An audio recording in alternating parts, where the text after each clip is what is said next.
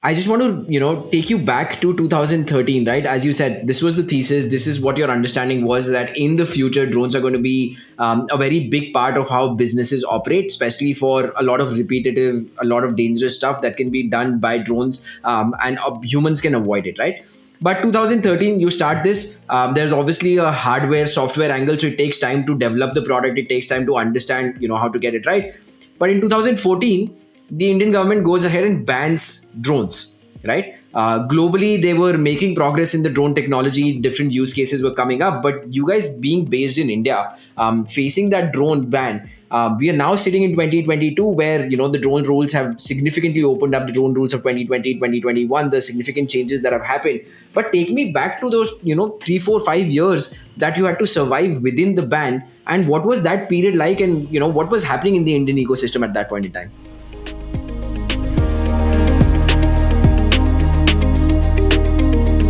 Oh, that was a crazy period, actually. I think that period, while it was very struggling for almost all the drone industry, entire drone industry in India, that also kind of created us who we are today in terms of running a steeply growing, or I would say hyper growing business with profitability in place. Because when you have fight for survival, you figure out everything which is required to not only survive but also excel, right? That whole kahavat is there, na, avashakta avishkar ki janani hoti hai. So that all happened during that period. There were pros and cons of that period. So I still recall when we saw that YouTube video, someone showcasing drone delivering pizza in Mumbai.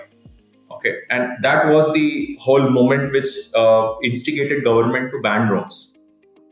Someone did a marketing gimmick, and it was not an actual video. It was the small clips taken here and there, joined together to represent that, oh, I am delivering pizza in the streets of Mumbai by with drones, right? And what happened is that certain security agency thought that, oh my god, if pizza can be delivered using drones, then someone can put drugs and explosives also in. If someone puts a half a kg C4, then imagine what can go wrong in Mumbai, right? Such a nasty thing can happen. And that is what was resulting into the whole cascaded effect, and led to ban of drones, because they thought that it's too risky and something can go wrong. Let's ban it. But do you agree with the decision at that time to ban it, or do you think it was a knee-jerk reaction? It was certainly a knee-jerk reaction. More investigation should have been done. Of course, the awareness around the technology, its impact was not as good as what it was in August 21 when the new rules were introduced. But I think the response could have been little more sensitive by knowing all the aspects of the technology rather than only the threat aspect. Because any technology you pick up, it has good amount of threat potential, but then you have to weigh between the threat and the opportunity potential and choose which side you want to really stand on, right? Even when camera mobile phones were introduced in India, there were so many misuses which happened. And certain security agencies were like, no, you can't have camera phones in everyone's hand because this can become a national security problem. It can. It definitely can. But what percentage of it will be national security and what will be the national opportunity? Today, because of camera, you scan barcodes and pay every hawker, right? So it's about being able to imagine the evolution of the technology and where you want to stand. You want to become a roadblocker in that evolution, or you want to accelerate. And the other thing is that even if we ban, can you stop the rest of the world from evolving? You can't. So better that you understand the threat better and accelerate so fast that you have technical ways of solving that problem rather than a regulatory approach to solve a problem. There is certainly a threat, but there is also a technological way to solve that threat problem. So it was a knee-jerk reaction, and it was because the industry it's so miniature that no one knew that there are companies also in this market, right? And when the first meeting was invited to frame a regulation, we were also presented with an invite that, oh, you also come on the table, and we were totally surprised that how the hell these guys are inviting us. We are no one. We are small kids. Why a regulator is calling us for a committee meeting? So we got to know how they got to know about us. How they got to know about us is we used to write them RTIs every 1 month very diligently, asking some very, very specific questions that how you want to nurture this industry. So there was a name imprinted in their mind that, oh, fine, we received very, very specific RTIs from these guys. and we should invite them because they at least appear to be knowing this particular technology little more than us, or they appear to be people who can positively contribute in this whole exercise, right? So what I wanted to spill over on this whole discussion is that sometimes we have to really go out of our comfort zones to solve certain problems. That is the time when we realize that there is an action in an inaction and there is an inaction in action. What it means is that if you take certain actions with discipline, it will certainly lead to certain results, right? Sometimes you don't have to take action, and sometimes you have to keep action without expecting out anything out of it. And you can't expect a geek kind of person, people like us who are geeks actually, going and throwing an RTI like an activist, and then sitting with the regulator and doing whole regulatory framework discussion with them, because this is the last thing any engineering graduate would like to do, is sit with bureaucrats and decide that what should be the regulatory affair, and let ministers and bureaucrats understand something which they never heard about, right? Because you don't have patience for all of that. You don't want to do that where you are explaining them the fundamentals of physics, how it works, right? But it is required, and that is why most of the changes in this country are happening, because there are still people who understand technology. It's just that you have to keep repeating what you mean. When did that first committee meeting happen? When did that regulator meeting happen? Okay, so 2014 was the ban when it was the case when it was banned. A lot of people kind of stood against it. They basically presented their disappointment through various channels, including media, that this is not the right step and all that. I think 2015 was the period, mid 2015 somewhere, where they called for a meeting to discuss that how we can use this technology, what should be, because even if the ban was there, people were still assembling drones for personal uses, for remote control flying, fun flying, hobby flying. So ban doesn't stop a miscreant from doing what they intend to do. It only stops the industry. Because those who want to do something wrong are not going to read the regulation and say, oh, regulation doesn't allow this in India, I won't do it. Okay. So they thought that let's figure out a way to control this industry from going, for this technology from going in everyone's hand. And the meeting was called. So that was 2015. And after 2 years of that meeting, actually the first draft came into picture. Somewhere in 2017 and 18, the first draft came into picture. And later on, there were multiple revisions of the draft. Then there were realizations which happened in the government about the potential of the drone, that actually how much potential they have, because there was equal and potential amount of threat coming from the neighboring nations, that the drone technology has reached to such a state that it is defining the outcome of a warfare, a war or battle between two countries. A smaller country with limited resources but having drones wins over a stronger country just because they use the technology quite well, proved that there is a lot of potential in this technology. One. Second thing is that a lot of effort was put by a couple of companies together. So what we also did in 2016, 2016 we decided, some 4-5 of us were sitting on a coffee table in Delhi and we were bitching about the government and the regulators कि यार क्या ये लोगों को कुछ नहीं समझ में आता है, ये तो ले लेंगे इंडस्ट्री की, ऐसा है वैसा है, हर इंडस्ट्री की ऐसे ही ले लेते हैं, लेट से आते हैं, फिर रोते हैं कि इंडिया में इनोवेशन क्यों नहीं होता, लोग प्रोडक्ट क्यों नहीं बनाते, इतना खून नहीं छोड़ लो उसका कि वो बेचारा यहाँ काम ही नहीं करेगा, परेशान कर दो उसको, भगा भगा के एक one government office to other government office for one single approval. We were doing that, so we were all cribbing about it. Then we decided कि यार crib करके क्या होगा, every entrepreneur cribs. Ultimately, someone moves to Singapore, someone goes to US. If we don't solve, who the hell is going to solve this problem?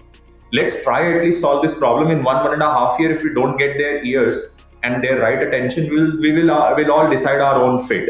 At the end of the day, we know how to do this technology. We do it from here or Singapore, doesn't matter, right? So what we did is we decided that 4 of us will form an association. Okay, we didn't know how an association is formed. We immediately called a CA from that coffee table and said, oh, do you know how to form an association? We want to form, because we just came out of a large known industry association bodies meeting and they know nothing about it, and they're just going to do theoretical aspect. They'll never solve it practically because they don't know about it, and we don't have big revenues and big names to get our position on the decision making table in this industry body as well. So better we create our own industry. So we created something today known as Drone Federation of India. And over a period of time, what we did is we very diligently started engaging with the government, helping them every knowledge and awareness they wanted around this technology, trying to find out one single guy who can understand this and help us out in the government. And slowly we developed our relationships and network. And then eventually, at some point of time, we were able to get a very, very brief audience with the key decision makers in the Prime Minister's office.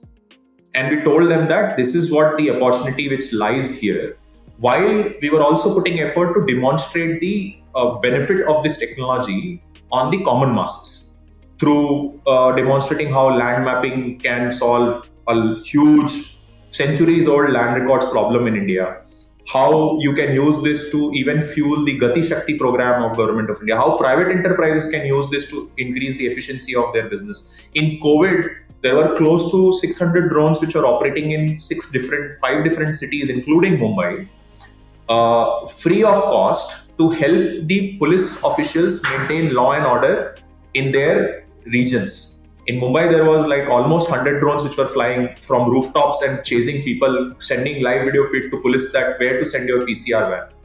Okay, and they were making announcement कि घर में घुस जाओ नहीं तो लाठी पड़ेगी. Vipul, I'm very curious on what it entails to lobby the government, right? Lobbying is often used as a negative connotation that you get some of your laws passed, or some big companies get some of the things passed according to what they want. But in this case, it was very important for you as a federation to lobby the government to make them understand what the benefits of the technology is. But on the ground, what does lobbying really entail? Like, what's the journey like? Without taking names, what's the journey like to get in front of the right people? Who do you meet? Are you meeting with the IAS officers? Are you meeting with the ministers? Who are you meeting to get to the right key decision maker? What's that journey like? Also, just to add to what Siddharth is saying, I'm assuming at that time they were also seeing what was happening in China, what was happening in the US in terms of the drone market evolving, right? So was that one of the reasons why they changed their minds? Like, did they see that DJI got really big? So your government lobbying involved going there, speaking to them, I'm assuming all of that, right? So what was that government process? What were the key points that helped change their mind about drones and drone manufacturing in India? Okay, so see, the word lobbying is generally taken very negatively in India.